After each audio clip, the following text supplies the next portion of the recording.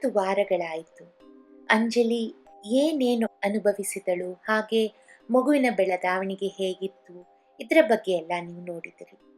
ಇದು 10ನೇ ವಾರ ಮತ್ತು ಅಂಜಲಿ ಅವಳ ಗೆಳತಿಯರಿಗೆ ಹಾಗೂ ನೆಂಟರಿಗೆಲ್ಲ ಅವಳು ಗರ್ಭವತಿ ಆದ ವಿಷಯ ಹೇಳಬೇಕೆಂದು ತುಂಬ ಆಸೆ ಇದೆ. ಮಾತ್ರ ಅವಳಿಗಿನ್ನೂ ಸ್ವಲ್ಪ ದಿನಗಳು ಕಾದರೆ ಒಳ್ಳೆಯದು. ಈ ವಾರದಲ್ಲಿ ಅಂಜಲಿಗೆ ಹೊಸ ಲಕ್ಷಣಗಳೆಲ್ಲ ಕಾಣಿಸ್ಕೊಳ್ತಾ ಇದೆ. ಈ ಸಮಯದಲ್ಲಿ ಅವಳ ಶರೀರದ ಬದಲಾವಣೆಗಳಿಗೆ ಕಾರಣ ಈಸ್ಟ್ರೋಜನ್ ಹಾಗೂ ಪ್ರೊಜೆಸ್ಟ್ರಾನ್ ಹಾರ್ಮೋನ್ ಹೆಚ್ಚಾಗಿದ್ದ ಕಾರಣ. ಇದರಿಂದ ಅಂಜಲಿಗೆ ಎದೆ ನೋವು, ಎದೆ ಬಾವು ಅನಿಸ್ತಾ ಇದೆ. ಇವತ್ತು ಅಂಜಲಿಗೆ ಸ್ವಲ್ಪ ತಲೆ ಸುತ್ತಾ ಇರೋ ಹಂಗೆ ಅನಿಸ್ತಾ ಇದೆ. ಇದರಿಂದಾಗಿ ಅಂಜಲಿ ಸ್ವಲ್ಪ ಹೊತ್ತು ಮಲ್ಕೊಳ್ತಾಳೆ, ಹಾಗೆ ಎದ್ದ ಮೇಲೆ ಅವಳು ತಿಂಡಿ ತಿನ್ನುತ್ತಾಳೆ.